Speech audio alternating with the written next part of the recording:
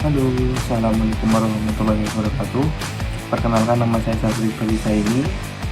Saya dari Tasbih Bahasa Indonesia kelas 5A dengan NIM 211220035, dan pada kesempatan kali ini saya akan menjelaskan mengenai perangkat pembelajaran.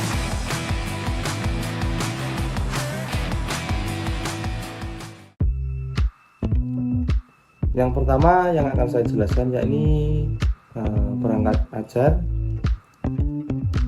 yakni alat atau dokumen yang digunakan oleh guru atau tenaga pendidik untuk merencanakan, melaksanakan, dan mengevaluasi proses pembelajaran.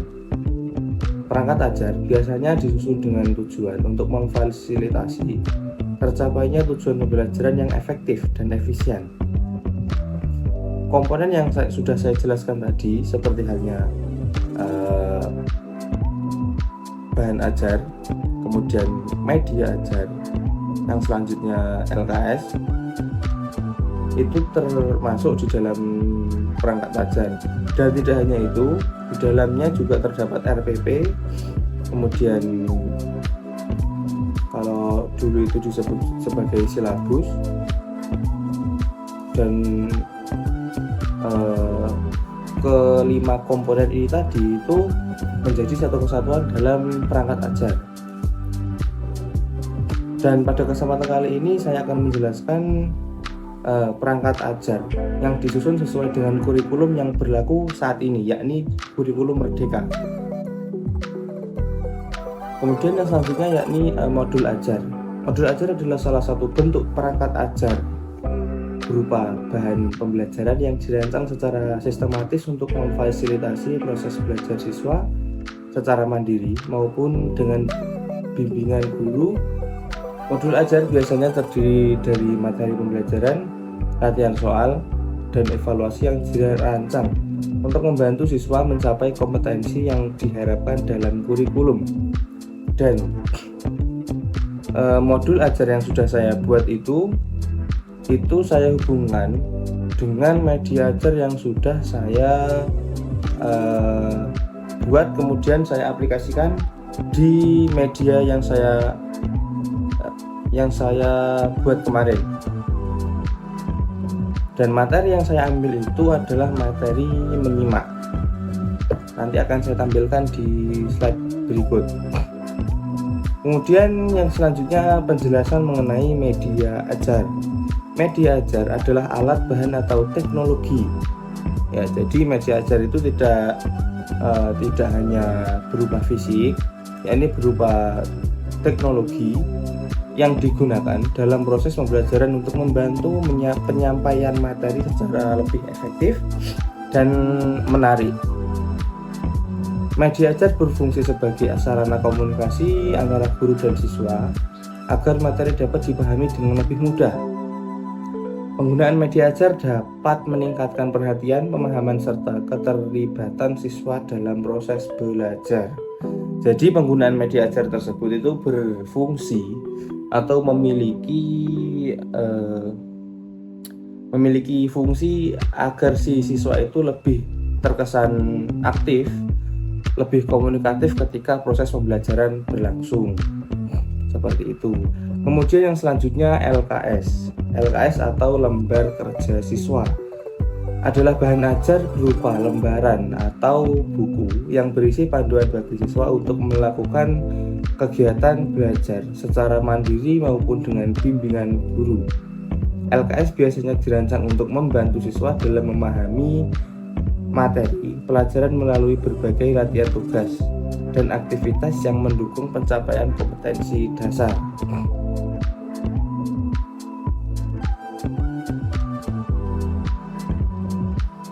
Ya, jadi yang selanjutnya yakni penjelasan mengenai perbedaan fase pada kurikulum Merdeka.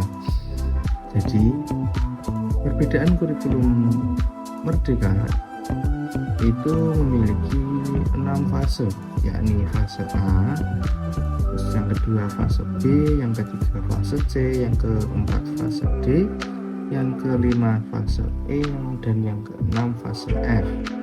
Dan pada kesempatan kali ini saya menjelaskan pada fase D. Fase D umumnya itu untuk jenjang kelas 7, 8, dan 9 pada jenjang SMP MTS program paket B. Dan untuk perbedaan fase yang lain silahkan teman-teman baca itu pada slide yang sudah saya tampilkan. Dan khususnya pada fase D itu peserta didik memiliki kemampuan berbahasa untuk berkomunikasi dan bernalar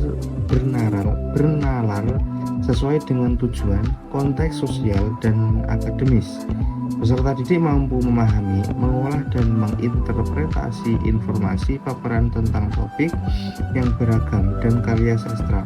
Peserta didik mampu berpartisipasi aktif dalam diskusi, mempresentasikan dan menanggapi informasi non-fiksi dan fiksi yang dipaparkan. Kemudian peserta didik menulis berbagai teks untuk menyampaikan pengamatan dan pengalamannya dengan lebih terstruktur dan menuliskan tanggapannya terhadap paparan dan bacaan menggunakan pengalaman dan pengetahuannya.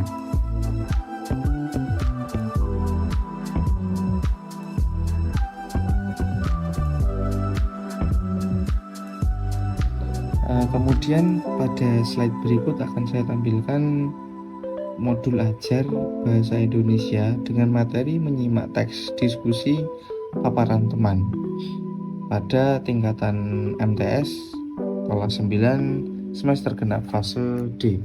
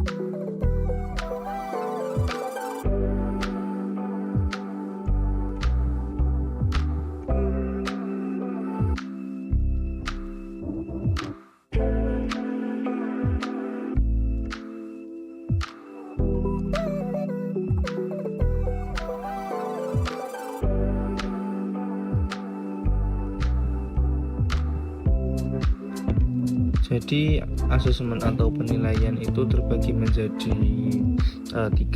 Yang pertama asesmen diagnostik kognitif, itu penilaian dan memiliki proses berupa catatan, deskripsi kerja saat diskusi kelompok. Itu ada rubrik contoh rubrik penilaiannya. Kemudian yang selanjutnya ada asesmen formatif. Jadi peserta didik mengerjakan tugas atau aktivitas individu dan kelompok yang terdapat dalam lembar kerja peserta didik atau LKS. Kemudian yang selanjutnya ada asesmen sumatif. Pada asesmen sumatif ini peserta didik diminta untuk mengutip beberapa kalimat yang menunjukkan struktur deskriptif yang menarik baik pada buku fiksi maupun non-fiksi, dan juga peserta didik juga diminta untuk menuliskan tanggapan atau komentarnya terhadap kutipan tersebut. media ajar yang saya gunakan berupa materi kaki gurita. Saya menyebutnya seperti itu. Dan cara menggunakannya itu dengan cara digunting satu persatu. Jadi peserta didik atau murid itu bergantian maju ke depan dengan bergiliran gitu, dan satu siswa itu berkesempatan menggunting satu tentakelnya, dan tentakel tersebut berisikan materi-materi pembelajaran atau bisa juga diisikan dengan pertanyaan, dan nantinya akan dijelaskan oleh peserta didik itu ke teman-temannya.